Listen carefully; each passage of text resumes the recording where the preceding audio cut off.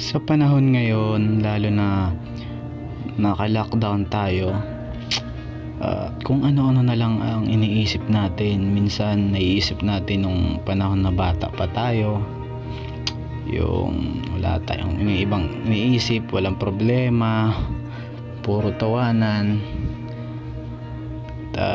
Uupo ka lang, anong gagawin mo, di ka mapakali kung anong gagawin mo. Iniisip mo yung kung paano pagkatapos nitong lahat. Tapos wala ka pang trabaho, wala ka pang kita, walang income, puro labas yung pera sa'yo. Minsan naisip mo, paano kaya kung bumalik akong pagkabata? Paano kaya kung pwedeng ibalik yung mga panahon na wala pa tayong problema, mga bata pa tayo?